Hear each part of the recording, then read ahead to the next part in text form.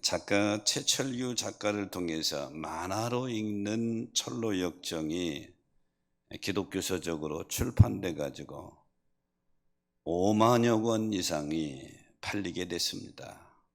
이 최 작가는 내가 하나님을 위해서 이 시대에 할 일이 무엇이 없는가 하고 기도하는 중에 그때 하나님께서 감동을 주셨다고 그래요. 어머니 머리밭에 있는 2권의 책이 생각나더랍니다. 어머니 머리맡에는 성경책이 있고요. 또 하나는 존 버년의 철로 역정에 책이 항상 놓여 있었습니다. 이 최 작가의 관심은 이 철로 역정에 마음이 시선이 가게 된 것입니다. 그래서 철로 역정을 펴서 읽는 동안에 천성을 향해 가는 순례자들을 통해서 지금 현재 사는 그리스도인들이 걸어가야 될 믿음의 길을 거기서 발견하게 된 것입니다. 그래서 최 작가는 이렇게 좋은 것을 많은 사람들이 읽을 수 있도록, 쉽게 읽을 수 있도록 만화로 한번 출간해 봐야 되겠다. 그래서 성령님 주시는 감동으로 철로 역정을 만화로 그리기 시작을 했습니다.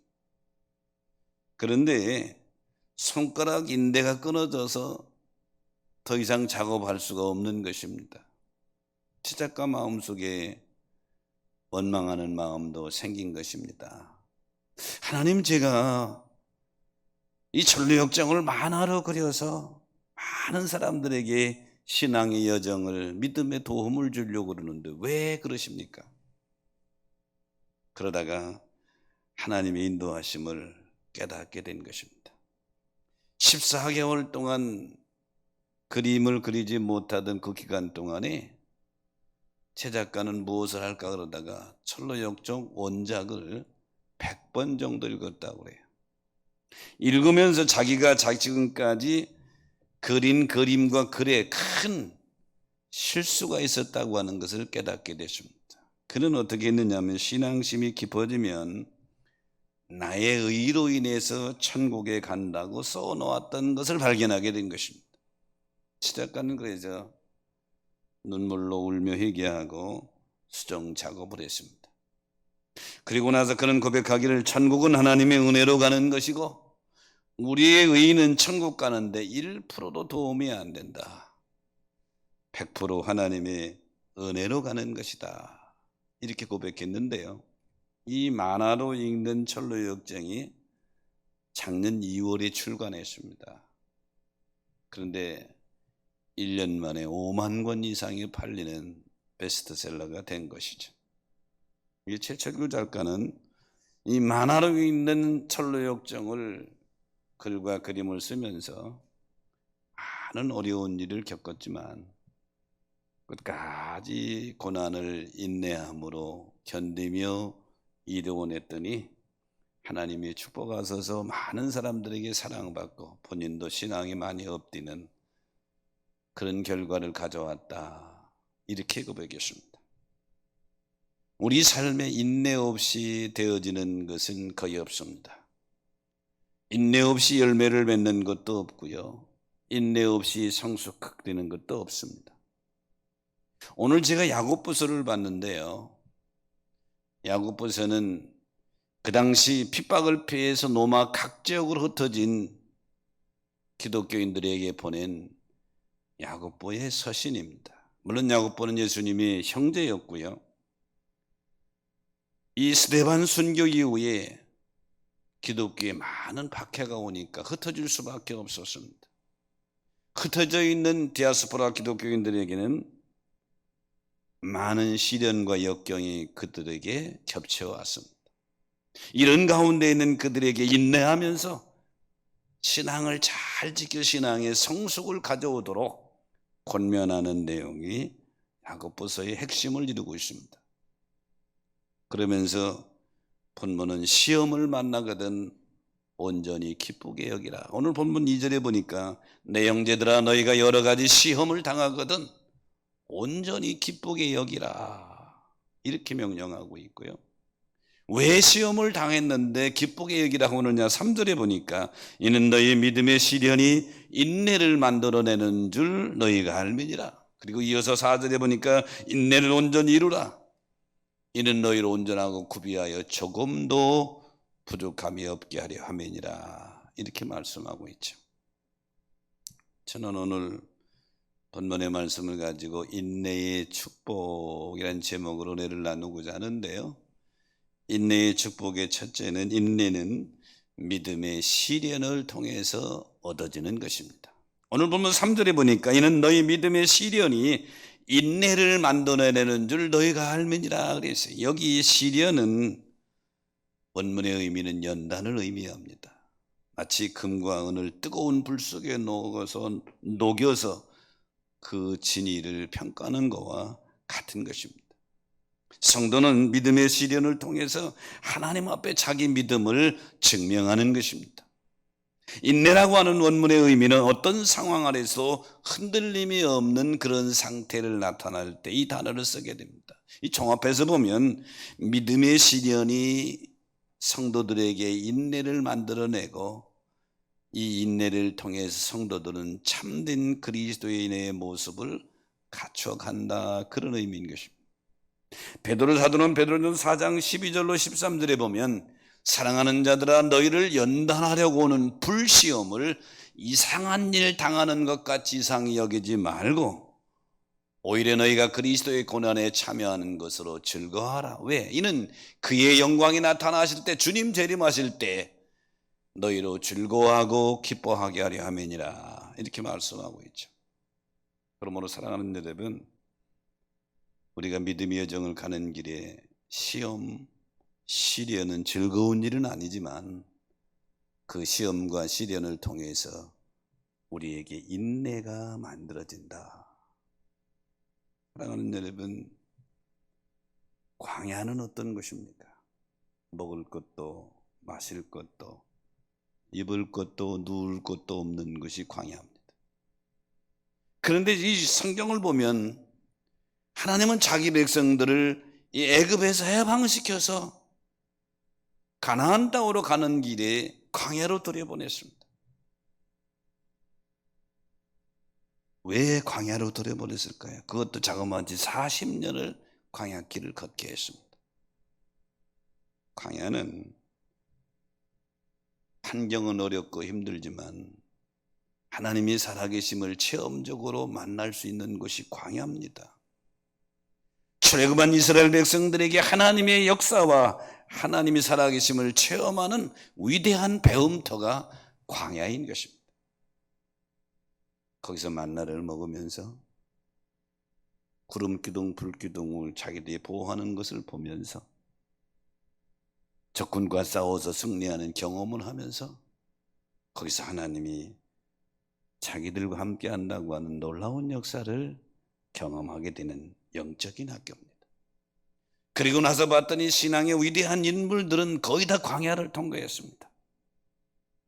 세례 요한도 광야에서 거룩하신 하나님을 바라보며 하나님을 경험했게 됐고요. 엘리야는 브엘셀바 광야에서 하나님의 세미한 음성을 듣고 새로운 힘을 얻었고요. 에스겔은 새 생명의 환상을 본 것이 바로 뼈와 골짜기, 죽음의 골짜기, 곧 광야였습니다. 모세는 미디안 광야에서 40년을 보내면서 하나님을 깊이 만나는 경험을 거기서 하게 된 것입니다. 이 시대를 살아가는 우리에게 하나님은 비슷한 환경을 우리에게 몰아다 주기도 합니다. 때로는 우리가 이해가 안 될 때가 있어요. 하나님 왜 믿음 생활하는 왜 나에게 이런 일이 있습니까? 하고 곡해할 때도 있는데 분명한 것은 하나님을 사랑하는 자들에게는 모든 것이 합력하여 선을 이루게 될 줄로 믿습니다. 모세는 자기 백성들에게 마지막 유언적인 설교를 하면서 신명기 8장 16절에 이렇게 말하대요.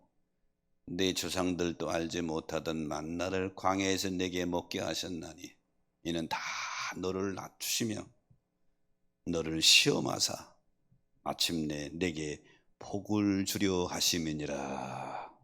하나님이 너희를 광야길을 걷게 한 것은 고생시키려고 한 것이 아니고 너희를 망하게 하려고 한 것이고 너희를 낮추고 시험해서 궁극적으로는 복을 주려 합니다. 그러므로 살아계신 사랑하는 여러분, 믿음의 시련은, 시험은 때로는 우리를 힘들게 하지만 그 가운데 인내를 배움으로 인내가 주는 축복을 소유할 수 있게 되기를 바랍니다. 보석 중에 보석이라고 하는 보석이 다이아몬드입니다. 그런데요, 다이아몬드는 단순한 탄소 덩어리입니다. 탄소 그러면 생각나는 것이 있는데 숯덩어리죠. 그러면 숯덩어리인 탄소와 다이아몬드가 다른 것이 무엇이 다릅니까? 형성되는 과정이 다른 것입니다. 다이아몬드는 탄소가 오랜 시간 동안 땅속 깊은 곳에서 뜨거운 지혈과 그 지압으로 인해서 단련되고 연단된 것이 바로 다이아몬드인 것입니다. 하나님은 때로는 고난과 믿음의 시련을 통해서 성도들을 다이아몬드처럼 아름다운 신앙으로 만들어가고 있는 것입니다.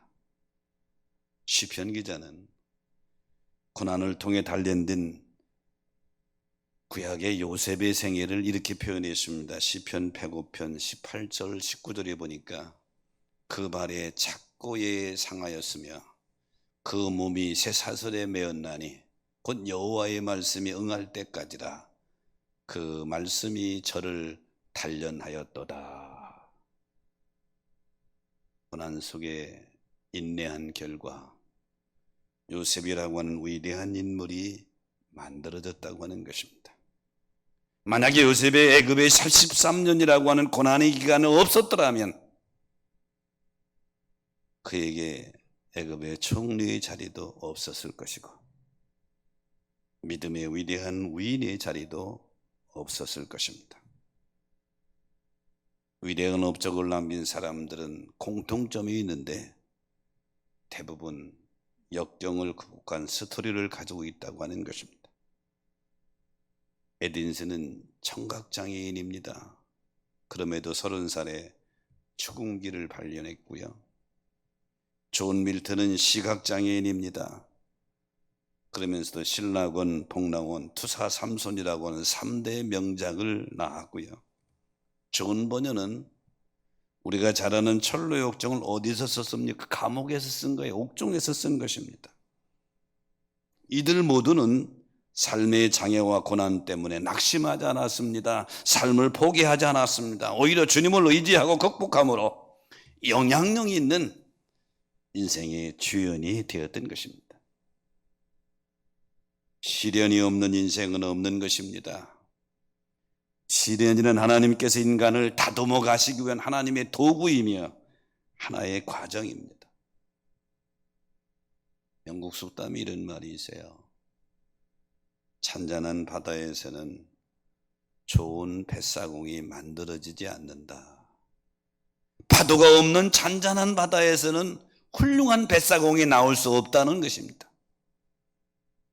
시련이 없이 성공할 수는 없다고 하는 것이죠. 그러므로 사랑하는 여러분, 우리의 삶 속에 평탄하기를 바라죠. 하나님의 은혜 가운데 평안한 거 복입니다. 그러나 때로는 시련과 시험이 올 때에 너무 당황하지 마시라. 그 시험과 시련은 우리로 하여금 단련해서 인내하게 하고 인내가 주는 축복을 소유하게 하는 줄 믿으시기 바랍니다. 당나라 시대의 최고의 시인이라고 그러면 이백입니다. 이때 우리는 이태백으로 잘 알고 있는데요. 지금 중국 역사상 최고의 시인 그러면 이태백을 꼽습니다. 근데 이백이 글을 얼마나 잘 썼으면 최고의 시인이라고 그러는데 그도 한때는 글이 시감이 떠오르질 않아서 붓을 꺾어버리고 한탄하면서 전국을 유랑하게 됐습니다. 나는 글자주가 없는 거야. 어느 날 요랑하다가 산중 오두막집에서 하룻밤을 보내게 됐습니다. 이른 아침부터 오두막집에 살고 있는 노인이 뭔가를 숫돌에다가 계속 갈고 있는 것입니다. 저 노인이 아침부터 뭔 일을 저렇게 하시나 하고 가까이 가서 보니까 큰 새 절구를 숫돌에 갈고 있는 것입니다. 200이 이상해서 물었습니다. 노인장, 무엇을 하려고 그렇게 열심히 갈고 있습니까? 그랬더니 이 노인이 대답하기를 내 바늘을 만들어서 쓰기 위해서 가는 겁니다. 200이 너무 당황스러웠습니다. 아니, 이런 새 절구를 숫돌에 언제 갈아서 바늘로 만들어 쓰겠다는 것인지 이해가 되질 않았습니다. 근데 노인은 아무렇지도 않다는 듯이 열심히 땀을 흘리면서 보니까 손이 여기저기 갈라져 있어요. 그런데도 자기 신념대로 열심히 갈고 있는 것입니다. 200은 처음에는 노인의 행동이 바보스럽게 보였습니다. 그러다가 문득 깨달음이 왔습니다. 언제 될지 모르는 새 절구를 바늘로 만들게 숫돌에 가는 저 노인의 끈기와 그 인내심과 진념을 보면서 크게 깨달은 거예요. 그리고 200은 세 걸음 물러나서 큰 깨달음을 준 노인에게 큰 절을 하고 바로 집으로 돌아가 다시 붓을 잡고 글을 쓰기 시작해서 중국 역사의 가장 위대한 시인이 될 수 있었다고 합니다. 그리스도인의 삶은 때로는 새 절구를 숫돌에 가는 노인과 같이 투박하고 어리석어 보일 수 있습니다. 그래 바울은 고린도교에 편지하면서 그랬죠. 십자가의 도가 멸망하는 자들에게는 미련한 것이지만 구원을 얻은 우리에게는 하나님의 능력이다. 안 믿는 사람 입장에서 볼 때 코로나19가 전국을 휩쓰고 있는데 모여서 예배드린다고 하는 것이 미련하게 보일 수 있어요. 바보스럽게 보일 수 있어요. 그러나 사랑하는 여러분, 믿음의 시련 중에 주저앉는 것이 아니라 다시 힘을 얻고 일어나 달려가는 믿음의 인내가 필요한 줄 믿으시기 바랍니다. 인내의 축복의 두 번째는 조금도 부족함이 없게 한다고 그랬습니다. 오늘 보면 4절에 보니까 인내를 온전히 이루라. 이는 너희를 온전하고 구비하여 조금도 부족함이 없게 하려 함이니라. 야고보는 흩어져 있는 디아스포라 기독교인들에게 성도가 시험 당할 때 기뻐해야 될 이유를 다시 설명하는데 그 이유는 그 시련이 너희 인내를 만들어내고 그 인내가 너희를 부족함이 없는 사람으로 하나님께서 원하는 믿음의 사람으로 구비하도록 너희를 만들기 때문이라고 오늘 야고보는 다시 설명하고 있는 것입니다. 시편 40편 1절 이하에 보면 바울이 다윗 왕이 이렇게 고백합니다. 내가 여호와를 기다리고 기다렸더니 기웃에 나의 부르짖음을 들으셨도다. 2절에 보니까 나를 기가 막힌 웅덩이와 수렁에서 끌어올리사 이렇게 고백하고 있죠. 성서학자들은 시편 40편은 다윗의 시편으로 사무엘상 29장과 30장을 배경으로 하고 있다고 설명합니다. 29장과 30장은 다윗이 시글락과 아멜렉으로부터 싸워서 이기고 승리하고 감격에 찬 그런 모습인데 오늘 시편 40편 3절에 보니까 승리하고 나서 새 노래 곧 우리 하나님께 올릴 찬송을 내 입에 두셨으니 새 노래를 부른다. 기쁨의 노래를 부르는 거예요. 그런데 이 기쁨의 노래를 부르기 전에 숨겨진 것이 있습니다. 1절에 기다리고 기다렸더니 숨겨진 인내의 시간이죠.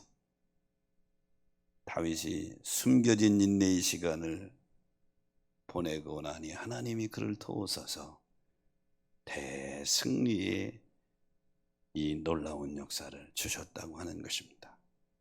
그러므로 사랑하는 여러분,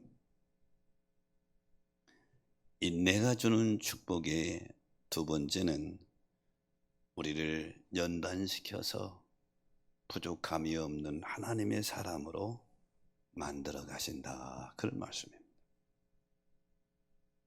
사랑하는 여러분, 여러분의 믿음의 저 과정 속에 시험과 시련이 만날 때 너무 당황하지 마시고, 분명한 것은 이것입니다. 내가 나를 사랑하는 것보다 하나님이 나를 더 사랑하신다. 인정하시면 아멘 하십시다. 우리 집에 지금 손자 녀석이 하나 있는데요, 태어난 지 50일쯤 됐습니다. 어제는 내가 잠깐 안았는데 이 녀석이 내 품에서 잠을 자기 전에 50일 된 애가 처음으로 잠잠을 했어요. 내가 이불을 부르면서 자꾸 저를 따라하는 거예요. 50일 된 애가. 내가 얼마나 기뻤는지 몇 시간 동안 기뻤어요. 이 녀석 손 안 이렇게 하는 거 보고서. 그러면서 내가 생각했어요. 이 녀석 내가 저를 사랑하는 걸 제가 알까? 아는지 그건 아직 모르겠어요. 하나님은 할아버지 품에 안겨서 거의 잠을 자는데, 그러다가 분두 하나님 생각이 났습니다. 내가 나를 사랑하는 것은 기껏해야 세상 환경을 기점으로 생각을 하는데, 하나님은 영원 영생이라고 하는 것에 초점을 두고 우리를 사랑하시고 인도하시며 우리의 삶을 돌보시는 줄 믿으시기 바랍니다. 인내의 축복의 세 번째는 생명의 면류관을 얻게 하신다. 오늘 본문 12절에 보니까 시험을 참는 자는 복이 있나니 이는 시련을 견뎌낸 자가 주께서 자기를 사랑하는 자들에게 약속하신 생명의 면류관을 얻을 것이기 때문이라, 이렇게 말씀하시죠. 시험을 참는 자가 복이 있다. 왜? 하나님이 생명의 면류관을 주신다 그랬어요. 이 생명의 면류관의 원문의 의미는 운동 경기에서 승리자에게 주는 화관을 가리키는 것입니다. 시련 중에 인내한 자는 보상으로 영원한 생명을 주시겠다는 거예요. 계시록 2장 10절에도 내가 죽도록 충성하라, 그래야면 내가 생명의 면류관을 내게 주리라 그러죠. 그러므로 사랑하는 여러분, 잘 인내하셔서 생명의 면류관이 주인공이 되시기를 축원합니다. 창세기 6장에 보면 하나님께서 이 세상의 타락을 보시고 한탄하셨습니다. 그리고 홍수로 멸망시킬 계획을 가지셨습니다. 그리고 믿음을 지킨 믿음의 사람 노아에게 명령하셨습니다. 너와 네 가족을 위해서 방주를 만들라. 창세기 6장 22절에 보니까 간단하게 한 줄 이렇게 나옵니다. 노아가 그와 같이 하여 하나님이 자기에게 명하신 대로 다 준행하였더라. 하나님이 노아에게 명령한 것을 다 준행했대요. 단순하게 다 준행했다고 이렇게 한 구절로 나오지만 이 단어 속에는 엄청난 일들이 숨겨져 있습니다. 한번 생각해 보십시오. 노아 주변 사람들이 노아를 어떻게 생각했을 것입니까? 조롱했을 것입니다. 비웃었을 것입니다. 방주는 그 당시 기후에 맞지 않습니다. 노아가 산 그 시대에 그렇게 비가 많이 오는 시대가 아니에요. 그런 기후가 아니란 말이죠. 크기도 너무 컸습니다. 3층짜리 방주 엄청나게 크게 지는 노아의 모습을 보고 제작 기간도 너무너무 비상식적입니다. 100년 이상을 저었다고 그러잖아요. 노아는 그 방주를 지키기 위해서 자기 재산 다 팔았을 것입니다. 빨리 팔아야 되니까 제 값이나 받았겠어요? 싼 값으로 다 팔았을 것이에요. 그 모습을 지켜보던 노아의 친구들과 이웃들이 저 비이성적이고 무모한 짓을 하는 노아를 격려하기보다는 돌았나 봐, 치매 온 거 아니야? 이러면서 조롱했을 것입니다. 하지만 노아는 이 일을 모두 견뎌냈습니다. 하나님께서 말씀하신 그날이 되면, 심판날이 되면 이 방주가 구원의 방주가 될 것을 확실히 알고 믿었기 때문입니다. 그러므로 노아는 친구와 이웃들의 모든 비난을 견딜 수 있는 힘을 얻게 된 것이죠. 그리고 결국은 홍수로 세상이 멸망할 때 노아를 비웃었던 모든 그의 이웃들은 다 멸망했고, 비웃음을 받았던 노아와 그 가족은 구원을 받은 것입니다. 본문에서 인내하는 성도들에게 주시는 생명의 면류관도 같은 의미입니다. 지금 내가 붙들고 살아가는 믿음의 인내는 세상 사람을 볼 때는 어리석어 보일 것입니다. 그러나 분명한 것은 구원의 방주가 될 때가 있는 줄로 믿습니다. 요즘 코로나19가 전 세계를 휩쓸고 있고 우리나라도 예외가 아니고 인천 지역도 예외는 아니죠. 시시때때로 문자가 오지 않습니까?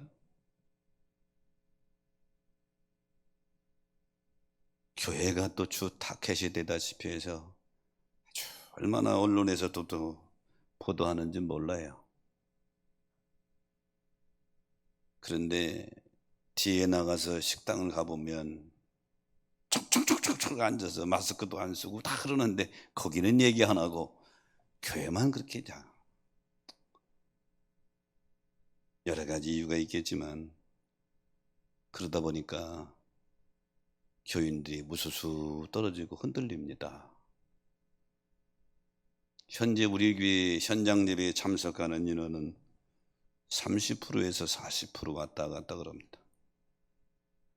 언론에서 더 떠들면 줄어들고 덜 떠들면 조금 올라가고 통계가 이래요. 나머지는 이제 가정에서 온라인으로 예배드리는 분들도 있고, 온라인으로 예배드리는 분들의 그 숫자가 쭉 여기 나오는데 보면 온라인조차도 예배 안 드리는 사람들도 꽤 많이 있습니다. 오늘도 어떤 분이 11조하고 감사헌금을 신방사를 통해서 보냈어요.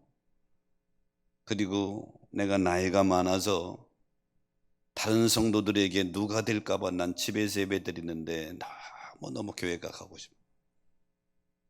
이런 분들의 온라인 예배는 하나님이 얼마나 기쁘게 받으실까요? 근데 구찬에서 편하게 이런 식으로 예배를 드린다면 하나님이 과연 기뻐하실까요?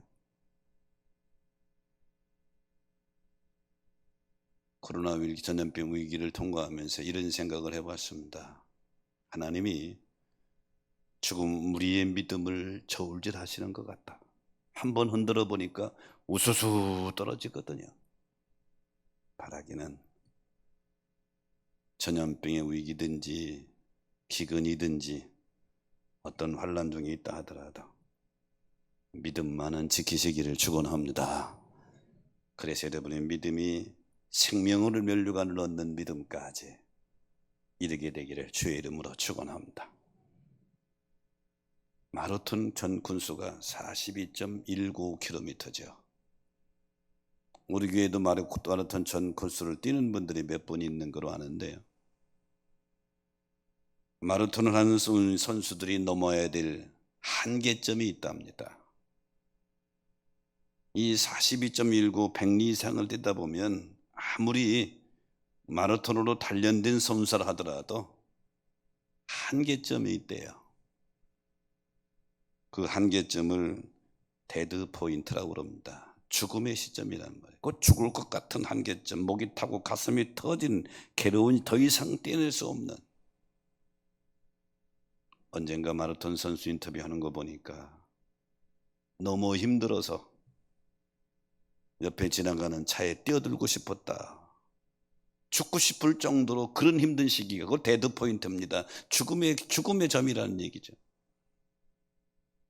그런데 그걸 몇 분을 잘 견디면 산소의 수요와 공급량의 균형을 이루어서 호흡이 편안해진답니다. 그리고 다시 활력을 얻게 되고 뛰고 싶은 의욕이 만들어지게 돼서 새로운 활력의 시기, 원기회복의 시기가 오는데 이것을 세컨드 윈드라고 그럽니다. 두 번째 바람이란 뜻이죠. 그런데요, 마라톤만 그런 게 아니에요. 우리 인생이라고 하는 마라톤에도 고난을 통해서 데드 포인트를 경험할 때가 있습니다. 어떤 분들은 갑자기 찾아온 암병으로 인해서 데드 포인트에 이르렀습니다. 어떤 분들은 그렇게 사랑스럽게 키운 자녀의 문제로 인해서 데드 포인트에 이르렀어요. 어떤 분들은 믿었던 사람들에게 배신당하면서 끊어진 관계 때문에, 어떤 분들은 사업의 실패로, 어떤 분들은 먹고 사는 문제로 인생의 데드 포인트에 이르게 됩니다. 더 이상 살고 싶질 않아요. 죽는 게 편할 것 같아요. 이게 데드 포인트입니다. 여기서 그냥 내려놓고 죽어버리면 인생 그대로 끝나는 것입니다. 이 데드 포인트를 인내로 넘게 될 때 세컨드 윈드가 찾아오게 될 줄로 믿습니다. 하나님이 주시는 평안이, 하나님이 주시는 기쁨이, 회복을 경험하게 된다. 그러므로 사랑하는 여러분, 믿음이라고 하는 것은 인생의 데드 포인트가 내 앞에 왔을 때 포기하는 게 믿음이 아니에요. 삶을 놔버리는 게 믿음이 아니라 이 말이죠. 거기서 믿음의 인내가 필요한데 내가 인내할 수는 없어요. 성령님이 주시는 힘으로 그래서 기도가 필요한 거예요.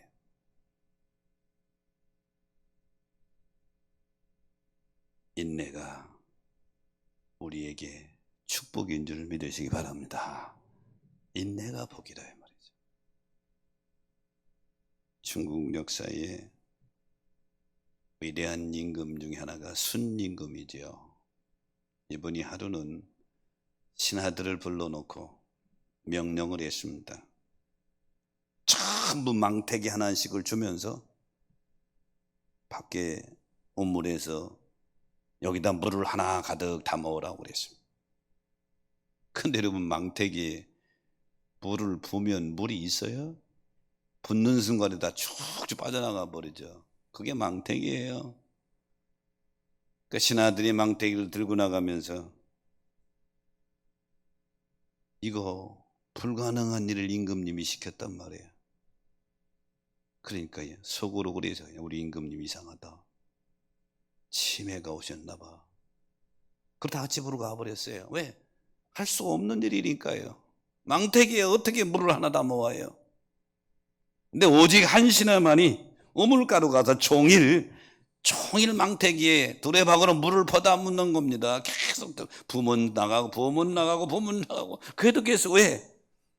불가능한 일이라고 생각을 되지만 그래도 임금님의 명령을 내가 거역할 수 없다고 하는 그 하나의 신념 때문에 하루 종일 망태기에 우물에서 물을 퍼서 붓는데 저녁 때가 돼가지고 두레박을 내렸는데 물이 안 올라와요. 보니까 우물이 다 말라버린 거예요 이제. 그리고 이렇게 봤더니 번쩍번쩍 빛나는 황금 덩어리 하나가 빛나는 거예요. 이게 뭐야? 그리고 그걸 건져서 임금님한테 순임금한테 가져가서 임금님, 제가 망태기에 물을 담아야 되는데 죄송합니다. 하루 종일 퍼담아도 물을 담을 수가 없었습니다. 하지만 이 우물에서 내가 이걸 발견했습니다. 물을 다 말라고 이게 있습니다. 그랬더니 순임금이 기쁨의 환한 얼굴로 정말로 나는 내 명령에 순종하는 신하가 누군지를 찾고 싶었다. 그래서 그 순종하는 신하에게 주는 그것은 상금이니라 네가 가져라 그랬다잖아요. 사랑하는 여러분, 성도는 인생의 길에 어려움이 연속되더라도 말씀에 순종하는 것이 바보처럼 보일지라도 인내함으로 그 길을 걸어가게 될 때 생명의 면류관을 얻게 될 줄로 믿습니다. 말씀은 정리합니다. 인내 없이 얻을 수 있는 것은 없습니다. 인내 없이 승리할 수도 없고요. 인내 없는 사랑은 거짓입니다. 인내 없는 믿음도 헛것이고요. 인내는 우리 믿음의 과정 속에서 꼭 필요한 것입니다. 그러므로 사랑하는 여러분, 믿음의 길을 걸어가다 시험, 시련을 만나거든 두려워하지 말고 인내함으로 잘 극복하시고, 그리고 그 인내를 통해서 여러분이 조금도 부족함이 없는 모습으로 만들어질 것이며, 궁극적으로는 심판주 되신 주님 앞에 섰을 때에 생명의 면류관을 얻게 될 줄로 믿습니다.